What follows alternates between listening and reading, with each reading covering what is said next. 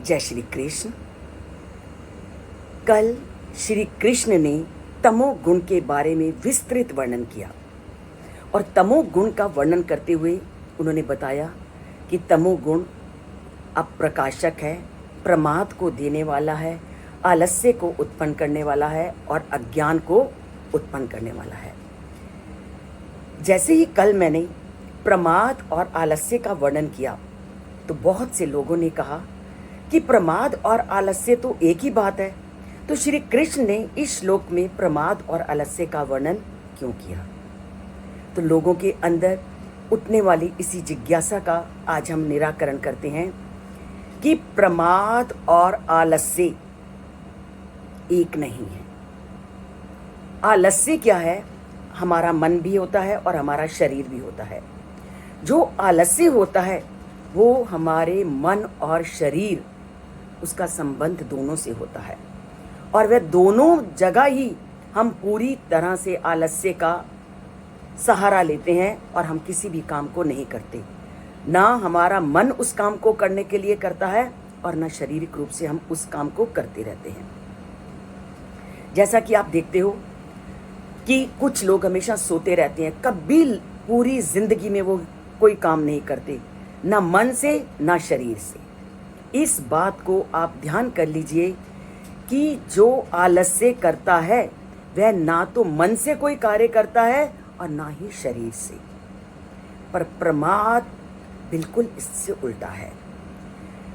प्रमाद में व्यक्ति जो का मन है वो विकृत हो जाता है और आप संसार में उन बुरे लोगों को अपने सामने रखो जो जरा सा गुस्सा आता है बंदूक उठा लेते हैं, जरा सा गुस्सा आता है किसी को चाकू घोंप देते हैं।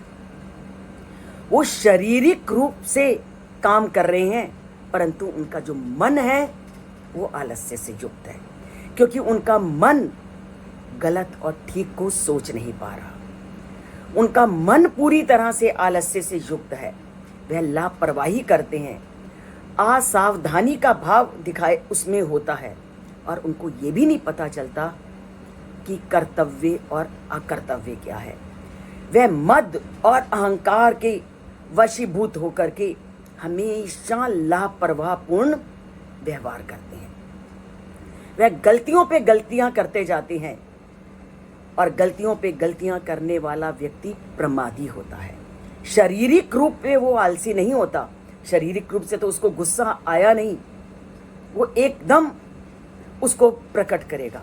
और आपने देखा कि आप खासकर आजकल के मौसम में आप रेड लाइट पे खड़े हो, पीछे से रेड लाइट ऑफ हुई, पीछे से कोई हॉर्न दे रहा है और किसी वजह आपकी गाड़ी अगर आगे नहीं जा रही और आपने नहीं सुना, पीछे वाला व्यक्ति अगर एकदम अपनी गाड़ी से निकलकर आपसे लड़ने लगे तो वो है प्रमाद।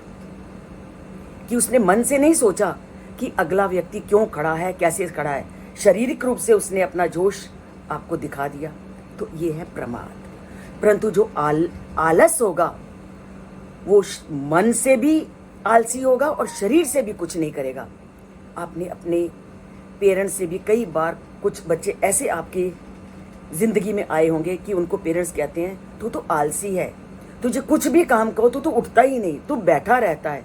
वो आलस्य है, वो मन से भी नहीं करता और शरीर से भी नहीं करता। परंतु जो जिसका मन सचेत है और मन सचेत होने पर भी वो मन से गलत आचरण कर रहा है, अर्थात उसे कर्तव्य और अकर्तव्य का, ठीक और गलत का, अर्थात वो इतना अधिक मद और अहंकार से युक्त है कि वह उचित और अनुचित को सोच ही नहीं पाता, तो वो कौन सा है? वो आपका प्रमाद है। और ये प्रमाद व्यक्ति को हमेशा बुराई के रास्ते में ले जाता है। वो व्यक्ति इतना अधिक अहंकार से ग्रस्त हो जाता है कि उसको हर गलत काम ठीक लगता है और ठीक काम गलत लगता है। ईश्वरीय सत्ता में वो विश्वास नहीं रखता और वो केवल अपने को ही सब श्रेष्ठ मानता है। आपने इतने राजा महाराजाओं की कहानियां सुनी, भक्त प्रहलाद के और उनके पिता हिरण्यकश्यप की भी कहानी सुनी, वो क्या था उनका? प्रमाद था। शारीरिक रूप से वो बिल्कुल ठीक थे, परंतु जो उनका मन का जो संतुलन था वो बिगड़ा हुआ था। आज जो व्यक्ति एक दूसरे पर प्रहार करता है, जो आतंक फैलाता है, वो भी क्या है? प्रमाद है। कि मन उनके वश में नहीं तो वो क्या करते हैं? बुरे कार्य की ओर चलते हैं।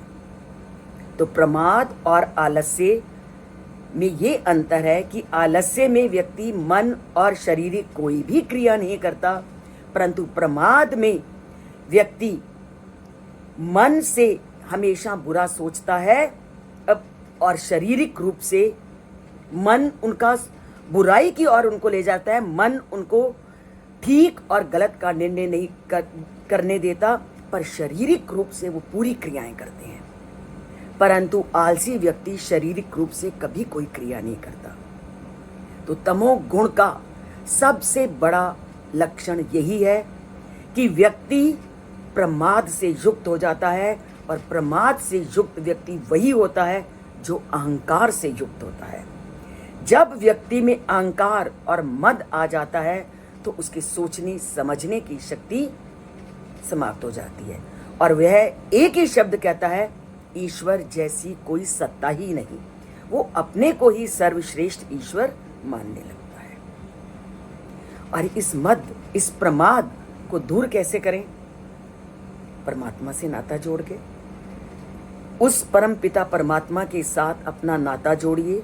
उसके लिए चैनल से जुड़िए, चैनल को सब्सक्राइब कीजिए और लाइक कीजिए अगर कुछ भी आपको अच्छा लगता है। नहीं लगता तो कोई बात नहीं, आप मत करिए, पर अगर 1% भी आपको कुछ ज्ञान मिलता है तो 1% ज्ञान के लिए अपने अंदर सत्वगुण को लाना ज़रूरी है, और लाइक का बटन ज़रूरी है। तो जिसने भी अभी तक इस चैनल को सब्सक्राइब नहीं किया तो उसको सब्सक्राइब कीजिए। जय श्री कृष्ण, और प्रमाद को अपने से दूर भगा